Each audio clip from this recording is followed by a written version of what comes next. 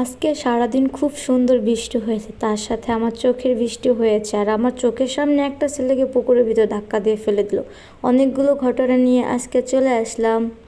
আশা করি ফুল ব্লগটা দেখবেন, ভালো লাগবে। আসসালামু আলাইকুম, সবাই কেমন আছেন? আশা করি সবাই ভালো আছেন।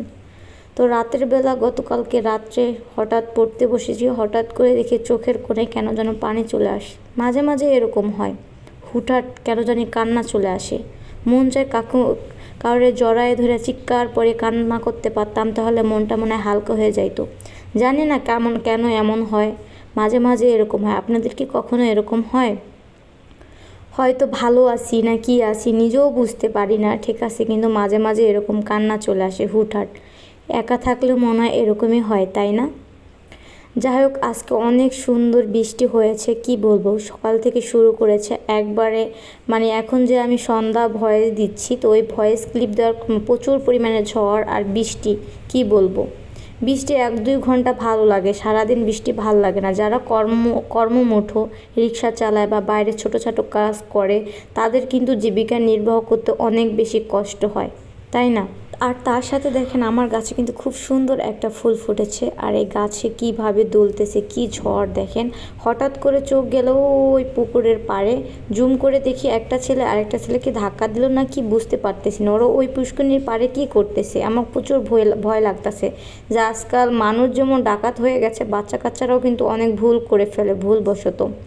তাই ওদের হলো দেখতেছিলাম যে ওরা আবার কোনো কিছু করে নাকি। তো তারপর সন্ধ্যা হয়ে গেল। সন্ধ্যার সময় কি খাবো, যেহেতু বৃষ্টির দিন একটু ভাজাভাজি খেলে ভালো লাগে, তাই না?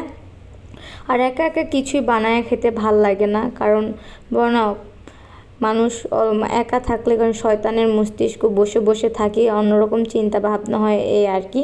তো ভাবলাম যে না, কিছু একটা করে খাই, এমনি নিজেকে আর কষ্ট দেওয়া যাবে না। মানে বসে বসে না খেয়ে ভাল লাগে না, বুঝছেন। তাই চলে আসলাম কয়েকটা আলু নিয়ে। তো যেটা আমি যেভাবে ফ্রেঞ্চ ফ্রাই বানাই, এটা রেস্টুরেন্টে বলে ফ্রেঞ্চ ফ্রাই, কত সুন্দর নাম। আর আমরা বাড়িতে বলি আলু ভাজা। আলু ভাজা খাবেন নাকি? ঠিক আছে, রেস্টুরেন্টে কত দাম আমরা কিনে খাই। তো আজকে সেম টু সেম রেস্টুরেন্টের মতো কিন্তু আমি আলুগুলা ভাজবো। এখানে আলুগুলো কিন্তু সুন্দর করে কেটে নিয়েছি। তারপর এই যে আলুগুলো ধুয়ে নিলাম।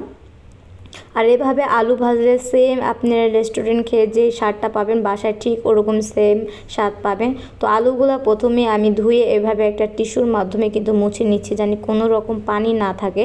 আপনারা চাইলে এটাকে ঝরিয়েও নিতে পারেন শুকিয়ে।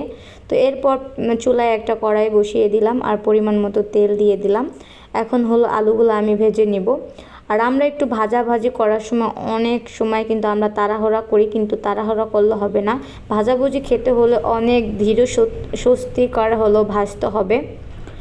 তো এরপর কিন্তু এই যে আমি আস্তে আস্তে আলুগুলো ভাজতেছিলাম। আর ভাই অনেক বেশি ভয় লাগতেছিল, কি বলবো। এখন এত প্রচুর পরিমাণে বৃষ্টি আর বাতাস, মনে হয় কি মানে বিল্ডিংটা পুরো কাঁপায় ফেলতেছিল, এই অবস্থা। যাই হোক, কথা বলতে বলতে কিন্তু আমার আলুগুলো ভাজা হয়ে গেছেন, দেখেন কত সুন্দর একটা কালার আসছে। আর আস্তে আস্তে ভাজলে কি আলুর ভিতরটা খুব সুন্দরভাবে সিদ্ধ হয়। তো এটা কিন্তু বৃষ্টির দিনে খেতে খুব বেশি ভালো লাগে। বৃষ্টির দিনে যে কোনো ভাজা পোড়াই খেতে ভালো লাগে। আর আমার মতো এভাবে যদি ফ্রেঞ্চ ফ্রাই করেন, তাহলে কিন্তু একবারে রেস্টুরেন্টের মতো খেতে স্বাদ হবে। অবশ্যই বাসায় ট্রাই করবেন। কারণ আমরা কিন্তু ফ্রেঞ্চ ফ্রাই করার সময় কত নুন, কতগুলো হলুদ, এগুলো হলো মিক্স করে তারপর ভাজি, এতে তেলটা নষ্ট হয়ে যায়। তো ফাইনালি দেখেন আমার ফ্রেঞ্চ ফ্রাই করাগুলো কিন্তু ভাজা হয়ে গেছে। এখন এটার সাথে হলো আমি মশলা মিক্স করব, যেটা আমরা রেস্টুরেন্টে খেলে যেই স্বাদটা পাই। প্রথমে আমি দিয়ে দিলাম লবণ, সল্ট, ঠিক আছে, তারপর দিয়ে দিলাম বিট লবণ। এরপর দিয়ে দিলাম সামান্য কিছু মরিচের ফাঁকি। এটা খেতে মানে একটু ঝাল ঝাল লাগবে, খুব বেশি ভাল লাগবে। তো সব কিছু কিন্তু এই যে ঝাঁকড়িয়ে মিক্স করে নিলাম, একটার সাথে একটা মিলিয়ে নিলাম সুন্দর করে। এই যে ফাইনালি দেখেন আমার এই যে ফ্রেঞ্চ ফ্রাই বা আলু ভাজা যেটাই বলেন না, সেটার ফাইনাল রূপ। মানে দেখতেই কি অসাধারণ হয়েছে, খেতে বলেন কেমন লাগবে। আর এই বৃষ্টির ভিতরে যদি এমন মজার মজার খাবার হয়, মজাদার, তাহলে কি আর কথা আছে। দেরি না করে বাসায় বানিয়ে ফেলেন, এখনই খেয়ে ফেলেন, খেতে কিন্তু অসাধারণ। তো এখন আমি খাবো আর আপনাদের একটুখানি বলবো এটা কেমন হয়েছে, বুঝছেন। তো এই যে খেতে বসে গেলাম। আর আমি যেই জিনিসটা ভালো হয় সেই জিনিসটা কিন্তু মুখের আকার ভঙ্গি একটু ঢং করে দেখাই, বুঝছেন। অসাধারণ হয়েছিল এক কথায়, বুঝছেন, অনেক পারফেক্ট লেগেছিল। তো এটার সাথে সস থাকলে সসও খেতে পারবেন, তো আমার সসটা অতটা ভালো লাগে না।